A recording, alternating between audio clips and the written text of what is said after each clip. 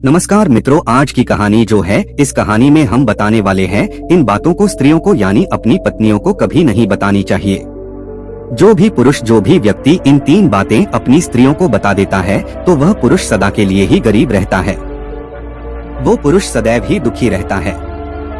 तो दोस्तों, आज की हमारी ये कहानी बड़ा ही ज्ञानवर्धक और बहुत ही प्रेरणादायक है। यह कहानी आप सभी दोस्तों पूरा जरूर सुनना है, हम आपसे आग्रह करते हैं। और ये ज्ञानवर्धक कहानी पसंद आए तो अपने मित्र बंधु तक अवश्य शेयर कीजिए ताकि उन्हें भी इस ज्ञानवर्धक कहानी का लाभ प्राप्त हो सके।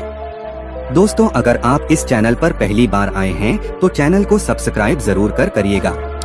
साथ ही हमारे नए वीडियो सबसे पहले देखने के लिए बेल आइकन को प्रेस करें ताकि आपको नोटिफिकेशन समय समय पर प्राप्त हो सके। तो दर्शकों, अब आपका ज्यादा समय बर्बाद ना करके आज की इस पावन कहानी को शुरू करते हैं। चाहे मर जाना, लेकिन इस कहानी में बताई गई इन 3 बातों को स्त्रियों को भूल कर भी मत बताना। ये बातें हम एक पावन पवित्र कहानी के माध्यम से बताएंगे। दोस्तों, कहानी को लखनऊ के एक छोटे से शहर फर्रुखाबाद के पावन गंगे माता की पूजा करते हुए शुरू करते हैं। दोस्तों, एक नगर में एक राम गोपाल नाम का एक व्यक्ति रहा करता था। राम गोपाल मन से बहुत ही भोला था और बहुत सीधा साधा था। उसने अपने जीवन में कभी किसी प्रकार का कोई पाप नहीं किया था। दोस्तों, रामगोपाल की जो पत्नी थी वो थोड़ी भुलक्कड़ स्वभाव की थी और रामगोपाल के छोटे छोटे 2 बच्चे भी थे। रामगोपाल अपनी पत्नी से किसी भी प्रकार की कोई भी बात को नहीं छुपाता था और रामगोपाल अपने घर में अकेले ही कमाने वाला था। जिस नगर में रामगोपाल रहा करता था उस नगर में सबसे गरीब केवल रामगोपाल ही था। उसके अलावा उस पूरे नगर में कोई भी उतना गरीब नहीं था। दोस्तों, हर कोई रामगोपाल की पत्नी और रामगोपाल के गरीब होने के कारण उनका मजाक उड़ाया करते थे। दोस्तों, रामगोपाल के गांव में जो बड़े बड़े सेठ थे उनके यहाँ नौकरी किया करता था और उनकी गायों को चराया करता था। उनकी गायों को चराता था और इसी वजह से रामगोपाल का घर चल रहा था। उससे ही उसकी 2 टाइम की रोटी मिल रही थी। एक दिन की बात है, किसी कारणवश रामगोपाल जिस सेठ के यहाँ काम किया करता था वो सेठ रामगोपाल को बुलाता है और रामगोपाल से कहता है कि रामगोपाल, अब तुम्हें कल से आने की कोई जरूरत नहीं है, क्योंकि हमने तुम्हारे अलावा किसी दूसरे को काम पर रख लिया है, जिसकी वजह से अब हम तुम्हें नहीं रख सकते और तुम्हारी जो पिछले महीने की पगार है बस तुम उसे ही ले जा सकते हो। उसके बाद में रामगोपाल सेठ के यहाँ काम किया करता था। रामगोपाल उस दिन उस सेठ से अपने पिछले महीने की पगार लेकर अपने घर आ जाता है। रामगोपाल बहुत ही दुखी हो जाता है और फिर घर आकर रामगोपाल जैसे ही अपनी पत्नी को पैसे देता है तो रामगोपाल की पत्नी बहुत ही खुश होती है। परंतु उसके बाद में रामगोपाल जब अपनी भुलक्कड़ पत्नी को बताता है कि अब मेरी नौकरी छूट चुकी है, अब कल के बाद मैं कहीं काम करने नहीं जा पाऊंगा। दोस्तों, उसके बाद में उस दिन के बाद रामगोपाल अपने घर में ही रहता है, क्योंकि रामगोपाल के पास अब कोई भी काम नहीं था। उसके बाद में देखते ही देखते कई दिन बीत गए, परंतु रामगोपाल को कोई भी काम नहीं मिल रहा था और घर में रखे हुए जो पैसे थे जो उस सेठ ने दिए थे वो पैसे भी धीरे धीरे खर्च हो गए। उसके बाद में रामगोपाल सोचने लगता है कि अब हमारे घर का खर्चा कैसे चलेगा। हमारे घर में कमाने वाला केवल मैं अकेला हूँ और मुझे कुछ ना कुछ तो करना ही होगा, वरना इस तरह तो हम भूखे मर जाएंगे। दोस्तों, इस प्रकार देखते ही देखते कई दिन बीत गए और फिर एक ऐसा समय आ जाता है जब रामगोपाल के घर में खाने के लिए एक दाना भी नहीं बचता है। फिर रामगोपाल बहुत ज्यादा उदास हो जाता है और मन ही मन अपने आप को कोसने लगता है। और फिर एक दिन की रात रामगोपाल को अपनी पत्नी और अपने बच्चों के साथ भूखा ही सोना पड़ता है। जब कुछ खाने को नहीं मिलता है तो रामगोपाल कुल्हाड़ी लेकर घर से थोड़ी दूर एक जंगल में जाता है और जंगल में लकड़ियां काटने के लिए जाता है। रामगोपाल जैसे ही जंगल में लकड़ियां काटने के लिए जाता है तो रामगोपाल को एक संत दिखाई देते हैं। तो रामगोपाल उस संत के नजदीक जाता है और फिर संत रामगोपाल को देखकर अपनी आंखें खोल लेते हैं। फिर रामगोपाल उस विद्वान संत को प्रणाम करता है और प्रणाम करने के बाद उनके पैरों में गिर जाता है और कहता है कि गुरुदेव, मेरे घर में खाने पीने के लिए दाना पानी नहीं है, मेरे बीवी और बच्चे भूखे मर रहे हैं, कृपया करें आप मुझे कोई ऐसा सुझाव दें जिसकी वजह से मेरा घर ठीक तरह से चलने लगे। दोस्तों, इस प्रकार विनती करने के बाद में वो संत रामगोपाल की ओर देखता है और वह संत रामगोपाल की ओर देखकर समझता है कि वह बहुत ही नापापी है। उसने अपने जीवन में आज तक कभी पाप नहीं किया और बहुत ही सीधा साधा स्वभाव का है। सीधे स्वभाव को देखकर विद्वान साधु रामगोपाल से कहता है कि रामगोपाल, मैं तुम्हें आज ऐसे एक पेड़ के बारे में बताने वाला हूँ। अगर उस पेड़ के नजदीक जाकर तुम उस पेड़ से जो भी मांगोगे तो वह पेड़ तुम्हें लाकर दे देगा, और अगर उस पेड़ का एक छोटा सा भी भाग, छोटी सी भी लकड़ी तुम तोड़ लेते हो या काट लेते हो तो वह सोने में बदल जाएगी। इस तरह तुम अपना घर चला सकते हैं, अपने घर की गरीबी को दूर कर सकते हैं। लेकिन इसमें एक शर्त है, अगर यह राज तुमने किसी और को बताया, अगर तुमने इस बात को लेके अपनी औरत को बताया, तो उस दिन के बाद से ही तुम्हें यह पेड़ किसी प्रकार की कोई वस्तु नहीं देगा और तुम्हें सब कुछ देना बंद कर देगा। उधर रामगोपाल तो सीधा साधा स्वभाव का था। फिर रामगोपाल संत के द्वारा बताए गए उस पेड़ के नजदीक जाता है और पेड़ के नजदीक जाकर रामगोपाल को सबसे पहले अपनी बीवी और अपने बच्चों की ज्यादा चिंता थी, इसलिए रामगोपाल ने सबसे पहले उस पेड़ से एक बोरी चावल मांगने लगा। जैसे ही रामगोपाल एक बोरी चावल मांगता है, फिर झट से जाने कहां से एक बोरी चावल रामगोपाल के सामने आ जाते हैं। रामगोपाल उस चावल की बोरी को ले जाता है और अपने घर में जाकर अपनी पत्नी और बच्चों को चावल खिला देता है और भरपेट भोजन करा के उस दिन रामगोपाल ने अपनी पत्नी को यह नहीं बताया था कि मैं यह चावल कहां से लाया हूं। परंतु फिर जैसे ही रामगोपाल दूसरे दिन उसी पेड़ के पास जाता है तो रामगोपाल उस वृक्ष से 5 सोने की मुद्राएं मांग लेता है, और जैसे ही रामगोपाल सोने की मुद्राएं मांगता है तो वह पेड़ रामगोपाल को 5 सोने की मुद्राएं दे देता है। रामगोपाल 5 सोने के सिक्के पाकर खुश हो जाता है और अपने घर को आ जाता है। घर आकर रामगोपाल अपनी पत्नी को 5 सोने के सिक्के देता है तो रामगोपाल की पत्नी बहुत खुश होती है, और उसके बाद में रामगोपाल अपनी पत्नी को सारी बातें बता देता है, क्योंकि रामगोपाल की पत्नी ने जैसे ही रामगोपाल के हाथ में 5 सोने के सिक्के देखे तो वह रामगोपाल से पूछने लगी कि तुम यह कहां से लाए हो। तो रामगोपाल अपनी पत्नी को सारी बातें बता देता है। दोस्तों, उसके बाद में रामगोपाल अपनी पत्नी से कुछ नहीं छुपाता, मगर रामगोपाल को इस बात का भी पता था कि उसकी पत्नी भुलक्कड़ स्वभाव की है। वो सारी बातें अपने पड़ोसियों को बता देती है। मैं जो भी बातें उसे बताता तो वो किसी न किसी और को बता देती है, लेकिन उस बात को रामगोपाल अपनी पत्नी को सारी बातें बता देता है। उसके बाद में देखते ही देखते कई दिन बीत जाते हैं। रामगोपाल इसी तरह रोज 5 सोने के सिक्के उस वृक्ष से मांग कर लाने लगा, और फिर एक दिन की बात है, रामगोपाल ने सोचा कि मैं आज एक बार में हजारों सोने के सिक्के मांग लूंगा, और घर से जाते ही रामगोपाल उस पेड़ से मांगता है तो झट से एक बोरी भरकर रामगोपाल के सामने सोने के सिक्के आ जाते हैं। तो रामगोपाल एक बैल की पीठ पर रखकर अपने घर ले जाता है। दोस्तों, वह सोने के सिक्के पाकर और उस विद्वान संत का आशीर्वाद पाकर रामगोपाल देखते ही देख बहुत महान हो गया। रामगोपाल के पास बहुत सारा खाना हो गया, बहुत सारा धन हो गया। रामगोपाल पहले सेठ के यहाँ नौकरी किया करता था, अब उससे भी ज्यादा तरक्की करने लगा। अब रामगोपाल उस सेठ से भी ज्यादा धनवान हो गया।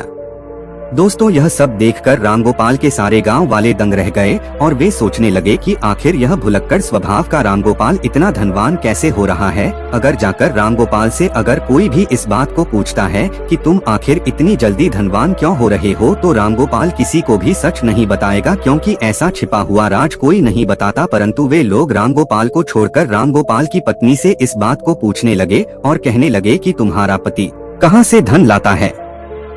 तो रामगोपाल की पत्नी सारी बातें उनको बता देती है, और देखते ही देखते रामगोपाल जब एक दिन उस पेड़ के पास फिर से धन लेने के लिए जाता है तो वह पेड़ रामगोपाल को धन नहीं देता है। रामगोपाल कई बार उससे मांगता है, मगर रामगोपाल के मांगने पर भी वृक्ष रामगोपाल को कुछ भी नहीं देता है। फिर उस दिन रामगोपाल अपने घर वापस आ जाता है और इस चीज के बारे में ज्यादा नहीं सोचता है। फिर जब रामगोपाल दूसरे दिन उस वृक्ष के पास जाता है तो उस दिन भी रामगोपाल कई घंटों तक उस वृक्ष से मांगता रहता है, मगर कुछ भी उसे प्राप्त नहीं होता। रामगोपाल निराश होकर सोचता हुआ अपने घर आ जाता है। फिर रामगोपाल अपने घर आकर अपनी पत्नी से कहता है कि हे भाग्यवान, आज मैं पेड़ के यहाँ से खाली वापस आया हूँ। आज मैंने पेड़ से धन मांगा तो उसने कुछ नहीं दिया। कहीं तुमने किसी को इसके बारे में बता तो नहीं दिया। दोस्तों, रामगोपाल की पत्नी भुलक्कड़ स्वभाव की थी, वो अपने मन में किसी भी प्रकार की बात नहीं रोक पाती थी। तो रामगोपाल की पत्नी रामगोपाल से कहती है, मुझसे गांव के लोगों ने पूछा कि इतना सारा धन तुम्हारे पास कैसे आ रहा है, तो मैंने उन सबको बता दिया।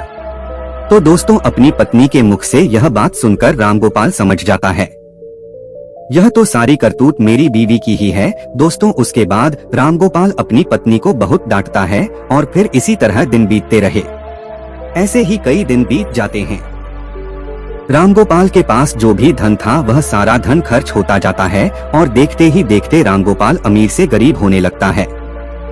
अमीर से गरीब बन जाता है, दरिद्र बन जाता है। रामगोपाल की स्थिति पहले से भी खराब हो जाती है। फिर रामगोपाल के घर कुछ खाने को नहीं रहता है। फिर से एक दिन वो आ गया। रामगोपाल की पत्नी और रामगोपाल और उसके बच्चे रात को भूखे सोने लगते हैं। तब रामगोपाल अपनी पत्नी को कोसने लगता है और अपनी पत्नी से कहता है कि भुलक्कड़, यह सब कुछ तेरी वजह से हो रहा है। अगर मैं तुम्हें ना बताता तो आज मुझे यह बुरे दिन नहीं देखने पड़ते। इस प्रकार रामगोपाल अपनी पत्नी से कहता है। दोस्तों कहा जाता है कि अब पछताए क्या हुए जब चिड़िया चुग गई खेत। तो इस प्रकार रामगोपाल अपनी पत्नी से कहता है, मगर वह तब तक लेट हो चुका था। फिर एक दिन रामगोपाल उस संत को ढूंढने के लिए फिर से जंगल में जाता है, मगर रामगोपाल को वो संत विद्वान साधु उसे पूरे वन में पूरे जंगल में नहीं मिलता है। रामगोपाल को ढूंढते ढूंढते कई घंटे बीत जाते हैं और कई घंटे बाद रामगोपाल को वो संत मिल जाते हैं। संत मिलते ही रामगोपाल संत के चरणों में गिरकर रोने लगता है और कहने लगता है कि हे गुरुदेव, आखिर मुझसे ऐसी कौन सी भूल हो गई है जिसकी वजह से आप मुझसे रूठ गए। आप मेरे दाता हो, आप ही मेरे विधाता हो। हे विधाता, आप मेरी भूल को क्षमा करें, क्योंकि मेरी एक भूल के कारण आज मेरे बच्चे भूखे सो रहे हैं, मेरी संतान भूखी सो रही है। इसलिए हे प्रभु, आप मेरी सहायता करें। दोस्तों उसके बाद में विद्वान साधु रामगोपाल से कहता है कि रामगोपाल, अगर ऐसी बात है तो मैं तुम्हें माफ करता हूँ, परंतु आज मैं तुम्हें ऐसी 3 बातें बताने वाला हूँ और मेरी बात यह 3 बातें किसी को कभी भी अपने जीवन में यह 3 बातें, चाहे कोई पुरुष हो या तुम्हारी पत्नी हो, यह बात अपनी स्त्रियों को नहीं बतानी चाहिए। जो पुरुष इन बातों को अपनी स्त्रियों को बताता है वह पुरुष जीवन में सदा के लिए दुखी रहता है, सदा के लिए जीवन में गरीब रहता है। दोस्तों उसके बाद में विद्वान संत कहते हैं कि रामगोपाल, अगर इन 3 बातों को आज से ही तुम अमल कर लोगे तो फिर से तुम्हारे अच्छे दिन आ जाएंगे और फिर से तुम्हारे पास उसी तरह धन आने लगेगा जिस तरह तुम्हारे पास पहले आ रहा था। तो फिर वह संत रामगोपाल को पहली बात बताने लगते हैं और कहते हैं कि पहली बात है, कभी भी किसी पुरुष को या अपनी पत्नी को अपनी कमाई का जरिया नहीं बताना चाहिए, क्योंकि अगर आप अपनी पत्नी को कमाई का जरिया बता देते हैं, अपनी कमाई के बारे में बता देते हैं, तो वो तुम्हारे कमाए हुए धन को खर्च करने पर रोक लगा देती है, अर्थात उस धन को बिल्कुल भी खर्च नहीं करने देती और साथ ही तुम्हारे कमाने का जरिए के बारे में पूरे गांव में ढिंढोरा पीट देती है और अपनी तारीफ समझकर लोगों को बता देती है, जिससे पुरुष को बहुत बड़ी हानि होती है। दोस्तों जैसे कि रामगोपाल की पत्नी ने गांव के अन्य लोगों को कमाई का जरिया बता दिया, ठीक उसी प्रकार किसी भी पुरुष या स्त्री को अपनी कमाई का जरिया और अपनी कमाई के बारे में कभी भी नहीं बताना चाहिए। दोस्तों दूसरी बात है, किसी भी पुरुष को या अपनी पत्नी को अपनी कमजोरी नहीं बतानी चाहिए, क्योंकि जो पुरुष अपनी पत्नी को अपनी कमजोरी बताता है तो आपको आपकी कमजोरी जानकर परेशान करने लगेगा, क्योंकि अगर आप अपनी पत्नी को अपनी कमजोरी बताते हो तो वह बार बार आपकी उस कमजोरी को पकड़ लेगी और आपसे अपना काम करवाने लगेगी, उस कमजोरी को पकड़कर आपको दबाने लगेगी। और अगर आप अपनी कमजोरी पत्नी को बता देते हैं तो आप अपने जीवन में हमेशा पछताते ही रहोगे। तो दोस्तों इसलिए किसी भी पुरुष को या अपनी पत्नी को अपनी कमजोरी नहीं बतानी चाहिए। तीसरी बात, किसी भी पुरुष को या अपनी पत्नी को अपने जीवन में हुए अपमान के बारे में नहीं बताना चाहिए, अर्थात जो पुरुष अपनी पत्नी को अपने हुए अपमान के बारे में बताता है तो उसकी पत्नी उसे बात बात पर, छोटी छोटी बात पर आपके उस अपमान के बारे में बोलकर उसका हवाला देकर आपको परेशान करेंगी, मजबूर करेगी और बार बार उस अपमान का हवाला देगी, क्योंकि स्त्री धर्म और कर्म से बनी हुई होती है। उनके मन में ऐसी इच्छाएं छुपी होती है और यह अपने मन की बातों को किसी और को नहीं बताती है, मगर दूसरों की बातों को दूसरे तक अवश्य ही बता देती है।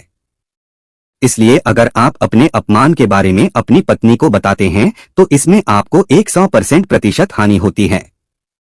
तो दोस्तों ये 3 बातें कभी भी किसी स्त्री को अपनी पत्नी को नहीं बतानी चाहिए। तो दोस्तों इस तरह उस विद्वान साधु ने राम गोपाल को यह 3 बातें बताई। रामगोपाल संत के द्वारा बताई गई इन 3 बातों पर अमल करता है और उसके बाद में अपने घर जाता है। फिर देखते ही देखते रामगोपाल के अच्छे दिन वापस आने लगते हैं। रामगोपाल उस विद्वान संत के द्वारा बताई गई 3 बातों पर अमल कर रहा था और जब अपनी पत्नी को यह 3 बातें नहीं बताता है तो रामगोपाल फिर से रंग से राजा बनता हुआ अपने आप को देखता है। तो दोस्तों इस प्रकार यह 3 बातें स्त्री को नहीं बतानी चाहिए। दोस्तों यह कहानी आप सभी को कैसी लगी कमेंट बॉक्स में जरूर बताइएगा। हम की उम्मीद करते हैं कि आप सभी को हमारी आज कहानी बेहद पसंद आई होंगी। पसंद आई हो तो लाइक कमेंट सब्सक्राइब करना ना भूले। धन्यवाद।